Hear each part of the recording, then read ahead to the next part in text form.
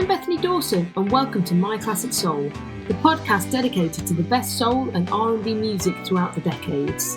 In our latest episode, soulmusic.com founder David Nathan is joined by distinguished entertainment journalist Janine Coveney, former R&B music editor at Billboard magazine. Today, they discuss the July 2020 deluxe edition reissue of the legendary Roberta Flack's First Take, her 1969 album for Atlantic Records. David and Janine share in-depth about the groundbreaking LP, Roberta's distinctive artistry, and comment on specific tracks from the album and some of the 1968 demos included in the soulmusic.com exclusive release. So, let's join David and Janine as they share their thoughts about Roberta and First Take.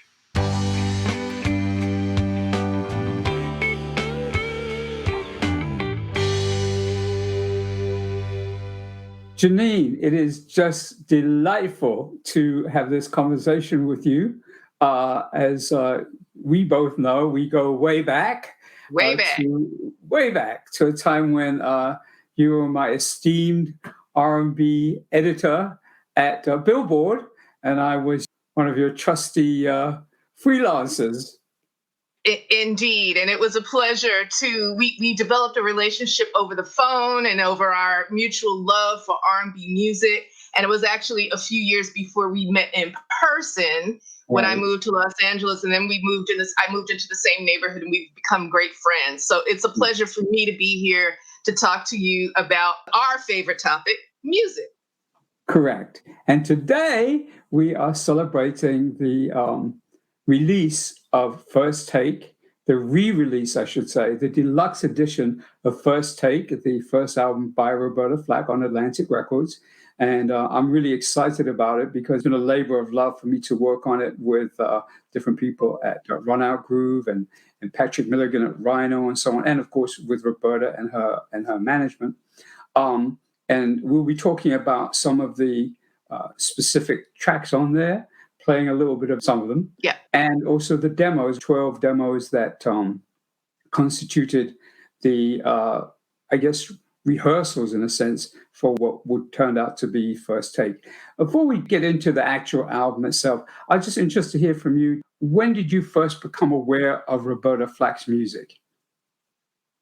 Well, I'll tell you, I was pretty young. I don't even think I was in high school yet. It would have been the 60s for me. I had an older cousin who was a college professor, and she was into all of this music. So a lot of this was popular on college campuses. So she had First Take, and I remember hearing it in her house. And then in my household, we had Roberta Flack's second album, but because we loved it, I think my parents went and got the first album. So I became aware of her, and I was really fascinated by her voice because she had such a pristine quality to her voice. There was an elegance to her.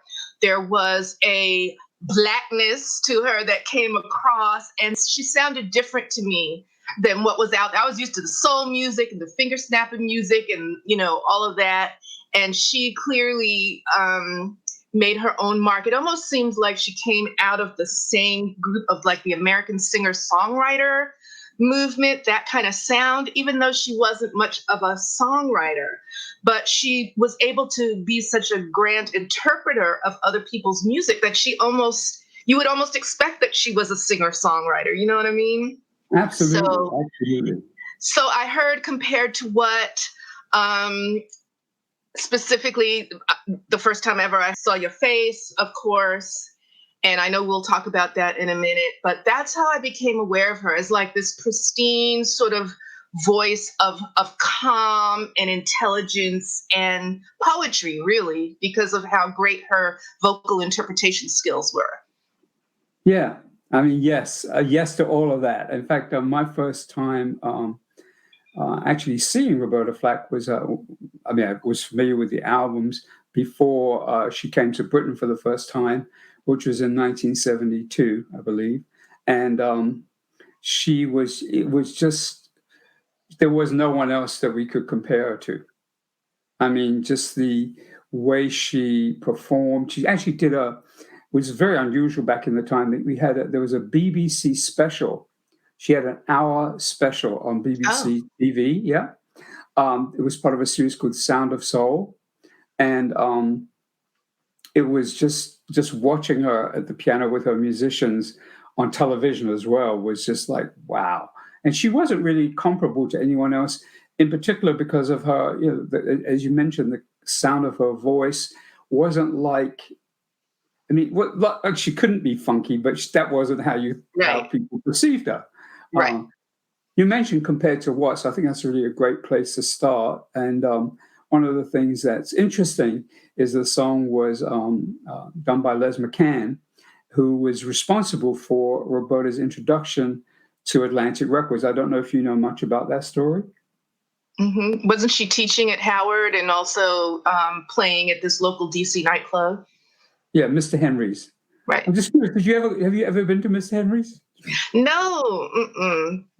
I have. It's a tiny place. It's a tiny little Seems like club. it would be a hole in the wall kind of jazz joint. Well, I think it was popular because of its location, and I can't remember what street it was on. But what they did, Roberta became like this, like almost like a fixture at the club, and so there was a room upstairs that got dubbed the Roberta Flack room, and she had them put in like pews, like as if in church pews of seats. And what's known about that, of course, is that many, as the word spread about her, yeah, We must come to worship at the shrine of Roberta.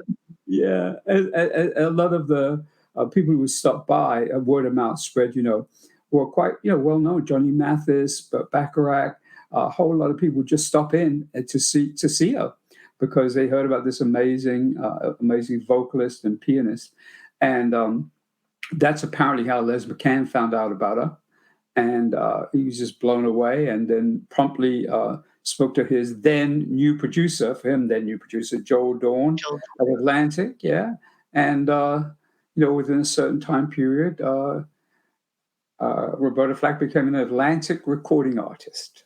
Mm-hmm. So let's talk about compared to what, because I think that Okay. you mentioned it, and it is interestingly still relevant. So let's say a little bit about the song before we play a little bit of it. So what do you want to, what are your thoughts about compared to what? Well, my thoughts about it are that when I first heard it, I was young, and it seemed revolutionary to me that she was talking about things that were wrong in society. And, when you're a kid, you don't quite have a grasp on all of this. And hearing it later in life, it's as affecting as almost any other kind of a protest song, social justice song. And as you and I both know, these issues are still relevant, pressing, problematic, traumatic today. They're the same issues that we're dealing with as we dealt with then. And I think the quality of her voice as she's able to phrase this, you really get that message right here. You get every word right here. And I know the song had been recorded by others as well. I know I heard it by Oscar Brown as well, who, not Oscar Brown, that's not right. Les McCann and others have done instrumentals. Yeah. So, but I think her version is really affecting. What do you think? I agree 100%. And what I find particularly relevant and interesting is that all songs from that era don't necessarily pass the test of time. Right. That some songs from that time period wouldn't really, even though the issues might be the same or similar, they don't quite fit with what we're dealing with now. But this one, I mean, it's just like, although as I remember in the lyric lines, she's talking about the president. Of course, the song's referring to Nixon, I believe. Oh no, not Nixon. War. Yeah, Nixon. Yeah.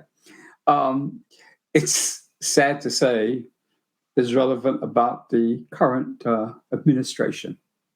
It is, and even though it's not a war in Vietnam, we're fighting a war against this coronavirus, and people are dying in the fight. Yeah. And the administration is looking the other way. I'm sorry, I'm getting a little too political, That's but okay. Well, I keep you there, so it's okay. We know that there's parallels in the song. And just to talk about the song as an opener to Roberta's album, it kind of gives us an intro into her more swinging sound, but also it establishes her as a voice. Like, she is a voice for the people. She's a storyteller. She is a troubadour, if you will. And she creates this intimacy throughout the whole album. Every song, she pulls you close and is like whispering in your ear. And it has to do with the instrumentation on the album, which is very spare. And it makes it timeless, because almost every song, as we'll get to, still resonates. Mm-hmm. Well, let's pause and for a moment, and let's hear some of Compared to What.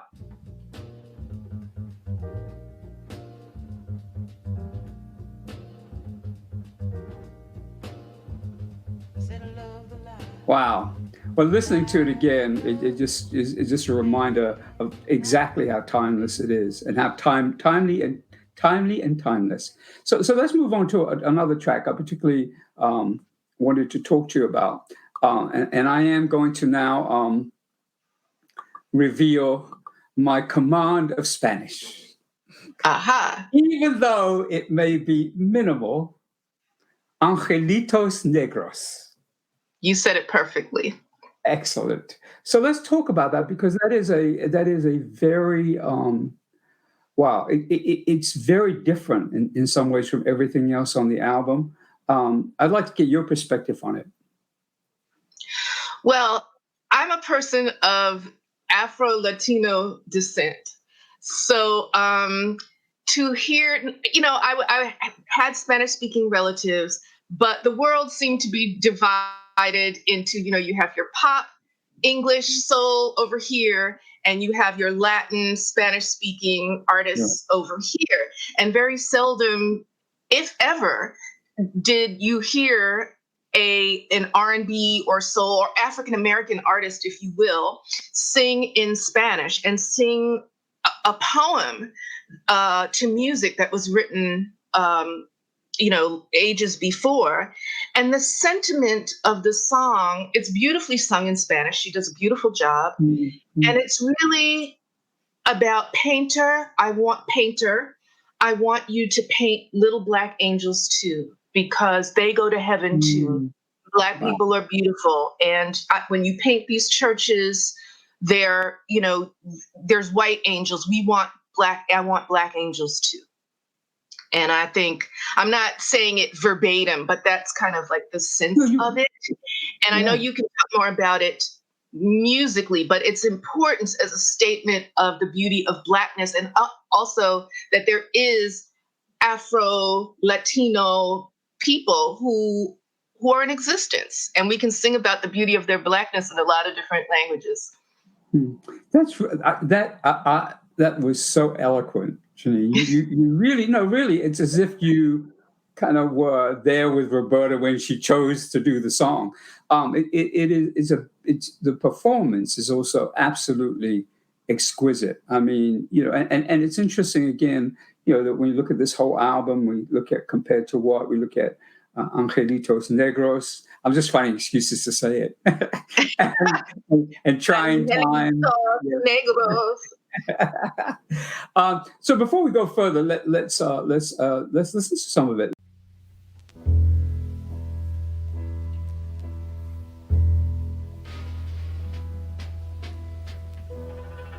Pintor nacido en mi tierra, con el pincel extranjero. Pintor y sigues el rumbo de tantos pintores. Wow, I mean, hearing it back, it's just really, it is haunting. It's kind of touches the heart, And I think one thing I wanted to also say, Janine, of course, you referenced what the lyrics are about. And I think that's also relevant in the light of everything that's going on today, with the Black Lives Matter movement, which, of course, we know didn't just begin this year. I mean, in other Right. words, everything that it's about has been going on for decades and decades and decades. So I think it's particularly timely that as we listen to this song, it has another relevance. Is there anything you want to say about that particularly? Well, at a time when we are saying that Black Lives Matter and they're being disrespected all across the country and people are losing their lives because of the color of their skin, there are so many Black angels that we're praying for and seeing people leave us. And Black Lives Matter, but also the pandemic, as the pandemic impacts Black and brown people, you know, what's the word? Not indiscriminately, but disproportionately. Thank you, David. And so I don't know. In that sense, I feel like, Black Angels it resounds a little bit more. And it's almost like she sings it almost like it's a hymn in a way, Absolutely. Well, let's move on to the song that I think probably is most associated with the album. Before we play it and we talk about it, I have actually heard people do this particular song while it appears to be a love song to another person. I've actually heard people interpret it also as as Fanny said about him, almost like a hymn to something, to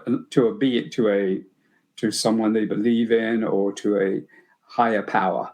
So it has a lot of different possible multiple meanings. Let's pause there for a quick break.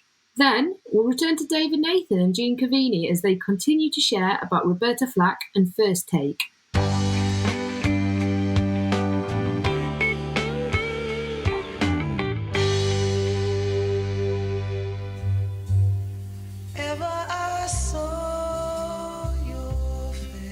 Now available exclusively at soulmusic.com, the 50th anniversary edition of First Take, Roberta Flack's 1969 debut album for Atlantic Records. First Take has been remastered and expanded to a 2-CD, 1-LP box set, featuring the original 8-track album plus 16 bonus tracks. First Take is a beautiful soul jazz hybrid that includes the #1 hit song, The First Time Ever I Saw Your Face, and includes famous jazz luminaries such as Ron Carter, Benny Powell, and Selden Powell as sidemen. Featured in the 1971 Clint Eastwood movie Play Misty for Me, the popularity of The First Time Ever I Saw Your Face helped drive her debut album to #1 on both the Billboard album chart and the R&B album chart. Newly remastered and expanded, this deluxe 50th anniversary edition includes 16 bonus tracks, 12 of which are previously unreleased, totaling nearly an hour of never-before-heard Roberta Flack music. Also included in this deluxe set is the original vinyl album, newly remastered and pressed on 140-gram vinyl. It's accompanied with a detailed essay by noted soul historian David Nathan, all beautifully packaged in a 12x12 hardback book. Roberta Flack's First Take, the 50th anniversary edition, is now available for pre-order exclusively at soulmusic.com.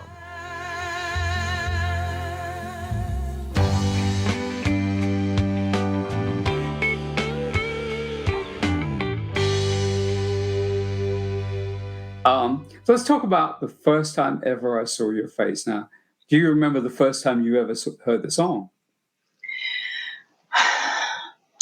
I know I didn't see it in the movie. I had to be older. I was much older before I saw Play Misty for Me. Yes. So, which is the Clint Eastwood movie in which the song is featured. I heard it again. I was very young, and it was arresting to my ear because of its it is slow. It's very compelling. Her voice is very, she's not whispering, but she's telling you this slow story of love. Like the first time I ever she's expressing something that very few of us have heard expressed in quite that way, because so many love songs are like, I love you, baby, I want to be with you forever, you're so fine, be mine. And they're not saying, the first time ever I saw your face, I felt the earth move or the sky open. Yeah. And even as a child, I knew that this was a different kind of song. It almost like arrested you when you heard it. Like it's almost like you want to tell other people, shh, shh, listen, listen, because it's just so powerful and insular, and it causes you to listen. So I'm sure you heard it when you were older, and it may have had a different meaning or been associated with a different person for you. I don't associate it with a person. I've seen people dedicate it to newborn children also. Yes. Yeah. Well, yeah, I can see that. Yeah. Regrettably, Janine, there is nobody who, when I heard the song, I was say, yeah.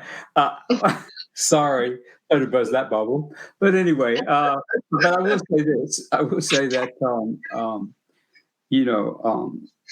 I do remember hearing it on the album when it first came out, which was in 1969. I would never have imagined at that point that it would have become a hit record or even an anthem or a global hit. And really, it is absolutely, I mean, still listening to it now, it's beautiful. It's beautifully arranged, beautifully sung. There's something in particular I want to focus on, because I think this song really epitomizes one of Roberta's particular strengths and assets as an artist, which is her phrasing. She doesn't rush through the song, and she's one of the very few artists I've ever heard, especially in live performance, who does pause between words or phrases so that you get the full impact of what she's just sung. And there are other lyric lines in that song. The first time ever I kissed your lips. I mean, it is a beautiful, beautiful song. Of course, let's play a little bit of it, and then we can talk about a little bit about the backstory. In case I don't know if you know about the backstory of how it came to be in the movie. But let's talk about that after we've played a little bit of it.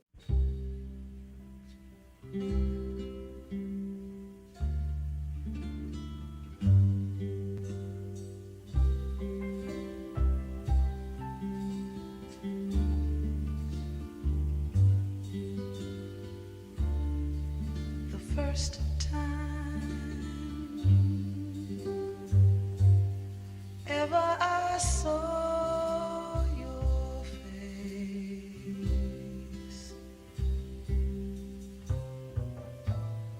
I thought the sun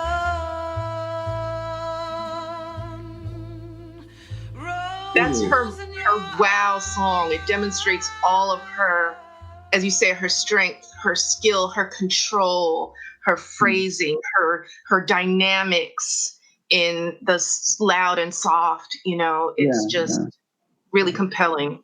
So just in case you are not completely aware of this story, you might be, I'm not sure, but it sat on that album. I'll tell it. It was sat on the album, and as people who really followed Roberta's career know, she had 3 albums out before she had a charted single, which actually turned out to be one of the duets with Donny Hathaway from the Roberta Flack and Donny Hathaway album, You've Got a Friend.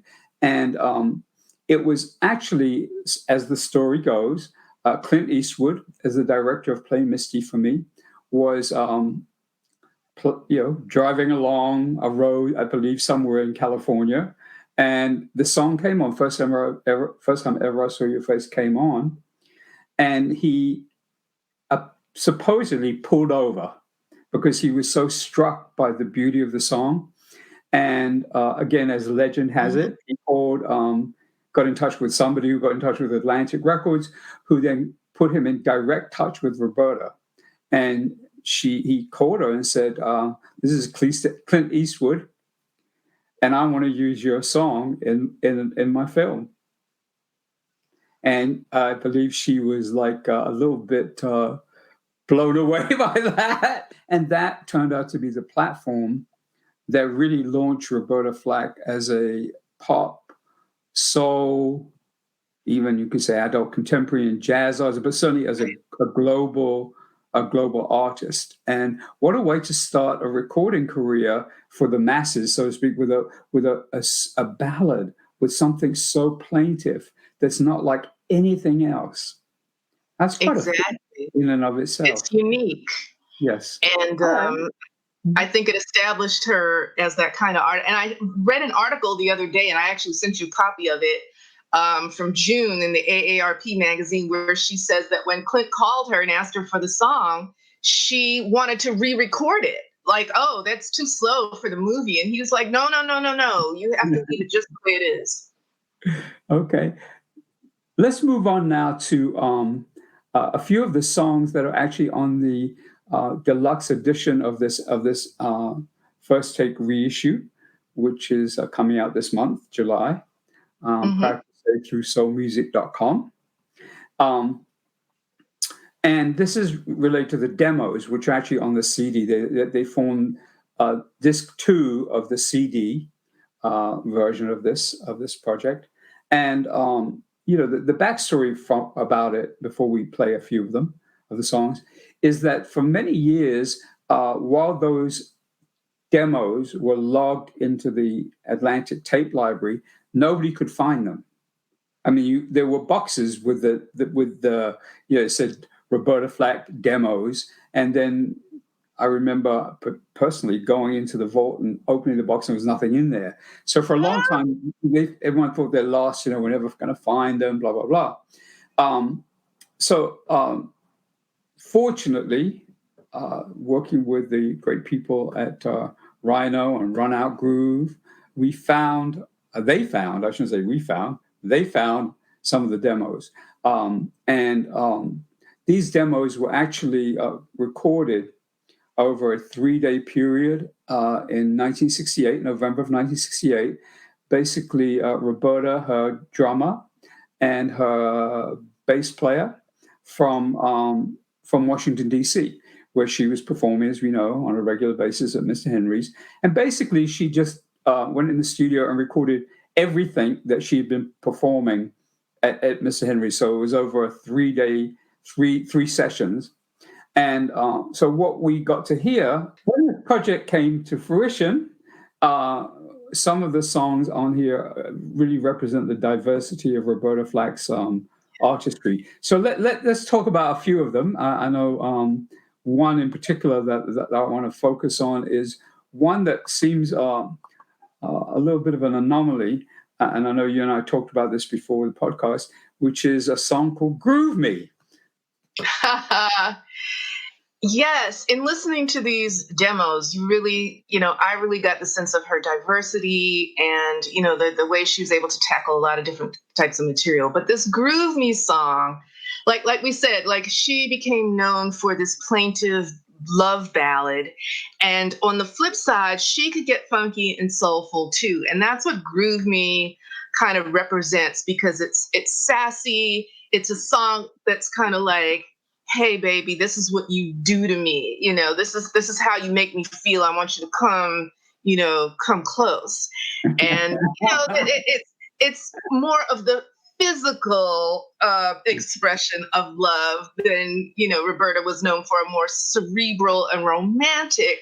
And the song swings, it jams, and I like that. It's got some swing to it, and and she goes with it. She's so skilled as a jazz performer that she really makes it work too.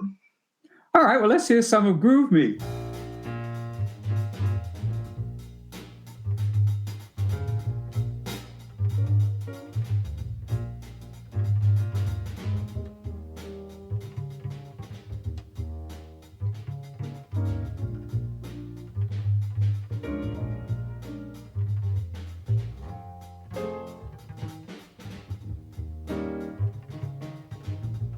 when we were putting this together, Patrick Milligan, who's the person I worked with, compiling it and working it all out, we could not find who wrote the song. I thought initially, before I heard it, that it was a hit for another artist called King Floyd, who grew it. It wasn't that at all. It's not that song. No, and then we asked Roberta through her management. We asked if she knew it. She did not remember the song at all. So I'm guessing that this was a song that maybe one of her musicians wrote, and they were just doing, at Mr. Henry's as a kind of, to break from the kind of, as you said, the more, the more the ballads and the standards, to do something that would keep people moving. So great, yes, indeed. So let's move on now to another demo. This is actually of a song that at that time had only been previously recorded by a duo. So a little hint there. And the song is Ain't No Mountain High Enough. So when you heard the demo, Roberta's demo of her version of the song, what was your reaction to it, Janine? I loved it. Because, there are some songs that you really associate with the originators or, the people who first recorded. And it really is a strong song for Tammy Terrell and Marvin Gaye. And to hear it done again by one person, and she gives it all the flavor and all the lilt. And again, it's her phrasing that really brings home the message, like, nothing is going to stop me. Okay, do you understand me? And I even love the little, the little sticks flip in between. I don't know how you call it, riff that just ties it to the Motown recording, if you will, Yeah. And it's wonderful. I like it. Let's play it. Let's play a little of it now, and we can talk a little bit more about it after.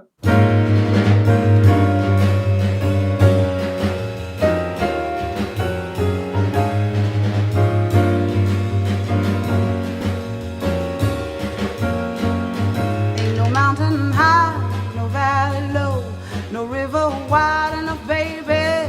If you need me, call me, no matter where you are. It's interesting because I did a little research on the song. I, for some reason, thought that it had been recorded by more than one Motown artist, recording artist, before Roberta did it. But when I checked, it was only Marvin and Tammy, as you said, as a duet. And of course, written by another duo, Nick Ashford and Valerie Simpson, who at the time were not married. Two young songwriters who had been discovered, not quite discovered, but shall we say that Berry Gordy, after hearing a very famous Ray Charles song called Let's Go Get Stoned, which had been written by Ashford and Simpson, and heard some of their other stuff, said, I want you to come and, join Motown or work with Motown artists. So what's particularly interesting about this song also is that Roberta would have been the only other person at that time to have even been doing it. Mm-hmm. So it was kind of contemporaneous because the Marvin and Tammy version came out in 1967, and here we have Roberta probably doing it in her live show, and then certainly doing it on the demo. So I love it. I love that. Yeah, I did get a comment from Valerie Simpson, who for many years had been Roberta's neighbor. With Nick Ashford in New York, and they'd been friends for a very long time, and so she was thrilled that she had never heard it. So when she heard it, she was like, "Wow, this is really cool." So now let's move on to one more of the demos, which I think the one more that we picked. This is something actually you picked, which is. I think it's good to talk about it because it's a song that probably is, again, distinct from what many people would expect Roberta to do. So we're talking about Afro Blue. Afro Blue. Talk to me, Janine, about Afro Blue, what it means to you, what your thoughts are about the song. I mean, we know this is not Roberta's original song. I think the song it was first performed by Mongo Santamaria, who wrote it, the percussion. Correct. Latin percussionist, and it was instrumental until Oscar Brown Jr. added some lyrics. And I love it because, again, the lyrics are so poetic, and it's about Black love, not just love, but Black love, two, Afro blue, these two figures of, varying shades coming together. And it just makes you feel earthy, you see I'm popping. Sexy, yes. And it has a unique rhythm to it that, an Afro-Cuban rhythm to it that really brings the message home and marks it as different. And again, it shows you how great Roberta is at choosing different kinds of material that reflect her interests and who she is as an artist, So she wasn't afraid to be Black, No, clearly. And, also something to say about that is, the album cover, the cover of First Take, she definitely is, she got her fro. I'd say that, because we're coming close to our time on the podcast, there are a couple of other songs that I think we should just mention. There's one I want to talk about, which we may not get a chance to play any of it, but certainly I think it's important to mention it. And that is Ballad of the Sad Young Men. And as I shared with you prior to us doing the podcast, Janine, a lot of people didn't really know what the song was about at the time. It's a very obscure song. It was in I think it was a Broadway musical called The Nervous Set. And my memory of the song isn't so much hearing it on the record. I don't know that I really knew. I kind of might have felt what it was about. What I recall about the Ballad of the Sad Young Men is that when Roberta Flack performed in London at the Royal Albert Hall, she spoke specifically about it. She left people with no doubt that it was about gay men, in particular. The way that at that time politically correct thing would have been said homosexual men. That was how in 1972 people spoke. Right. But it was riveting. I mean, you think about, this is her first album, and to do these are songs with messages. I mean, wow. I mean, that's really brave. I mean, I think, it's so, I mean, to be honest with you, when I've listened to it subsequently, it does make me cry. Yeah. It does. So I think probably best that we don't play it because we don't want me sobbing, because I might. But it is. And I understand that because it is a song about lives wasted out of fear, or, it is a very affecting song. And you're right. For her to do it on that first album was incredible. I mean, she's sharing messages about all parts of society. Yeah. She's talking about troubled times, even trade winds. Which is, we said a little bit about Trade Winds, which is a bonus track. It's not actually on the original album, but was a song that we've added to this deluxe edition. Something you want to say about Trade Winds? Well, only that I think most people know the song because Lou Rawls did it and had a minor hit with it. But, again, it is her voice, her approach that makes you think about young people being lost in the street and poverty and, carelessness of one man against the other. And again, relevant to today. Wow, and her approach, while Lou Rawls kind of swung it, with a huge orchestration, hers, again, is spare and very personal. Yeah.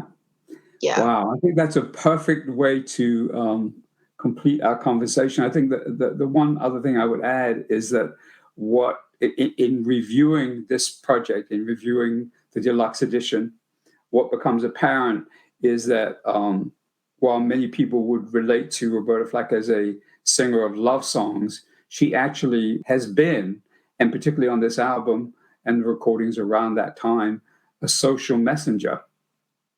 And that kind of got lost a little bit. I don't think that people necessarily have related to her that way, but I think this album is, and our conversation about it, may draw to people's attention the fact that she while she made some exquisite love songs, she also was someone who was not afraid and courageous to use music to speak about issues that are in many ways timeless. Exactly. And do it in her own inimitable way. She didn't follow trends, and she was her own artist with her own style. And I think it's time for people to really understand, by listening to this reissue, who she really was, because they might have a sense of her during the later years, with the songs that she did with Donny Hathaway and some of those more upbeat hits. Yes. Yeah. So. Well, thankfully, she's still here with us. So she's going to have a chance to hopefully hear what we have to say about First Take. Janine, it's just really been a pleasure speaking with you. I look forward to doing more of these conversations with you. And thank you so much for your time. Yeah. This has been delightful. And now I have to listen to all Roberta's music for the next week. So. Okay. All right. Thanks, David. You're welcome. Thank you. Thanks, David and Janine. Please don't forget to subscribe and leave us a review on your favourite podcast platform, and visit us for breaking news and daily updates about your favourite soul and R&B artists over at soulmusic.com. I'm Bethany Dawson. Thanks again for joining us, and we'll see you next time on My Classic Soul.